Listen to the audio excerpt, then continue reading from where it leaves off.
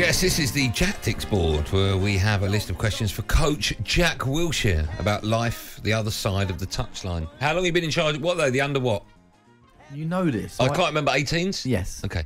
Under 18s. How long have you been in charge? You're in charge of the under 18s, yeah? Yes. How long have you been in charge?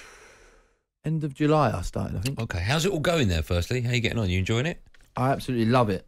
I love the tactical side. I like preparing for a game, setting up against an opposition, see if we get it right. If we don't get it right, changing it. It's obviously a lot different to playing. What are the big differences? So probably the admin side of it. I mean, I don't mind the hours. I enjoy... Like, I know where I am as a coach and where I want to get to, so I enjoy trying to get there. And if that means long hours, which it does, it's fine. Jack, you said you want to get there. Where is there? As high as I can. Like, people ask me this all the time and saying, "Oh, look, do you want to be a Premier League manager?" Of course I do, but I also respect the fact that it's not that easy, and people have worked there for years and years, and they might only be in League Two, and that for me is a challenge because there's different challenges and different styles of play in different leagues, and I want to get as high as I can. If you did incredibly well at the under 18s, yes, and then Spurs got rid of Conte and they phoned you up and said, "Do you want to manage Tottenham's first team?" Would you do it? Do you think they'd take me? No, but would you? I mean, George Graeme made that journey, didn't he? Yeah, but I mean, I'm a little bit more disliked. Would you do it? No. You wouldn't manage Spurs? No. Okay.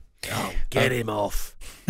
How much work is done on the field? Yeah, compared to in the office. Well, we controlled a little bit by like S&C, and Benty will tell you now like where football's gone. What's S&C? Strength and conditioning. Strength and conditioning. Oh, right, okay. So, which is a good thing in my opinion. What does that mean? You're controlled by? I don't understand. We're not controlled by, but we work alongside guys who will control the players' loads. Now, I think it's a really good thing because he has no idea what that means. I don't know what you mean. No, but nor with the listener. So what do you mean? Yeah. So we plan a week.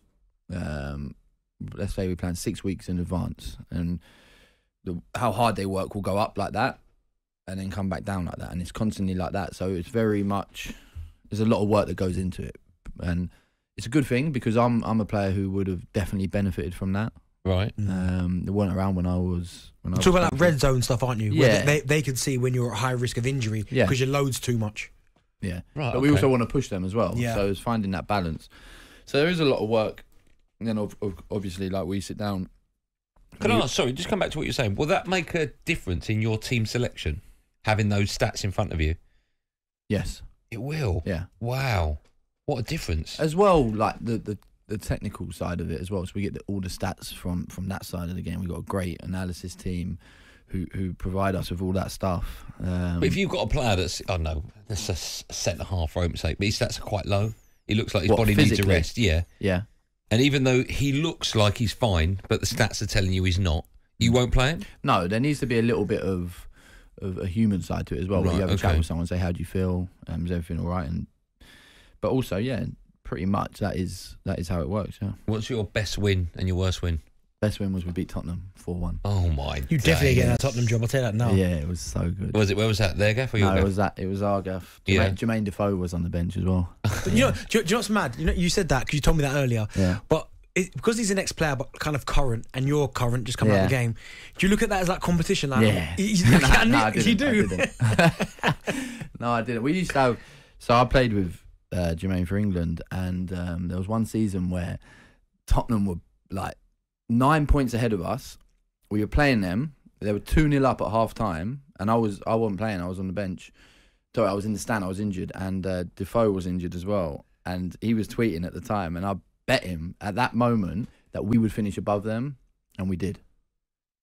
So there's always been that little like competition. That's nice, but I'm guessing you're going to get that with Spurs and Arsenal players all the time, right? That little bit of competition. Yeah. Go on. What was you going to say? I was going to say how much input, if any, or how much connection do you have with the first team and Arteta as well?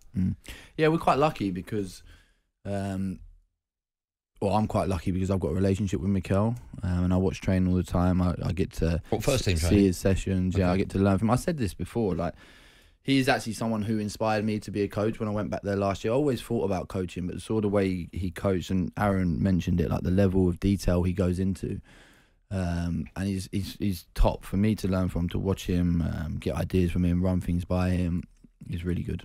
Jack, I know you have to coach and speak to the kids differently now than certainly when we were coming through. But have you had to give anyone the hairdryer treatment, or is that not possible really now? I don't know if it's possible, but I think it is. Yeah, of course, there's a time and a place. Listen, you have to be respectful, and there has to be context to it. You can't just start losing your head. Yeah, like if you ask a player to do something, just I haven't. Is the answer, like proper hairdryer treatment. But I'll never say never. You got some great young talent coming through. There's a young player, I hope I'm pronouncing his name right. Wanyeri, is that right? Yeah. Is that how you pronounce it? I've spoken to you off air and you've just told me how you think he's one of the best players you've ever seen. Is that right? At that age, is that fair? Yeah, but I mean, that was because I was listening to the show and you lot were actually hammering him. Oh, what? No, it wasn't hammering him. Not hammering nothing him, to do with him. Hammering the decision to bring him on for 1 second. Yeah, and I couldn't get my head around that because obviously we have a duty of care. It's our responsibility, but this is a football club that is a big club and has everything in place, and it's not just a spur of the moment thing. You know, we talk about these players. He's not the only good one. There's a lot of good players in the academy. He is very good. But we have a duty of care to protect him. And it wasn't like we went, yep, go on the pitch, see you later. And that's it. We try and manage that side of his life as well. Are you noticing a difference in Arsenal as a football club now? Because, you know, the way you say, you know, we have everything monitored down to the last minute, it wasn't just a split-second decision, which of course I understand. But I get the feeling that Arsenal, much to do with Mikel Arteta, the setup there is probably something you haven't seen before. Or have you? I'd agree with that. Yeah. And that's down to Mikel, Edu, and from a personal point of view as well, they've been absolutely brilliant with me. Because obviously it was a big decision for me to stop playing, and for them to have the trust in me to come in, because it's a big job. You know, I'm head coach of the under-18s. It's my first coaching role. For them to put that trust in me and still support me daily is amazing for me and where I'm at in my journey. But yeah, I said it before, and you know, sometimes like when a club's doing well and they're winning, it can be very results dependent, the mood, but it feels like deeper than that at the moment at Arsenal. And you know, when Mikel first come in, he talked a lot about the process, and I think you're seeing that now. Like he's created a culture where everything is about winning and performing, and he puts an importance on training, and training the levels have just gone up. I've never seen first team training at that level than at the level it is now. When I was there as a player under Arsene, it's higher now, and the demands are more. And you're starting to see the results of that. I mean, it's a very complicated playing style, and it was always going to take a little bit of time for these players to understand it.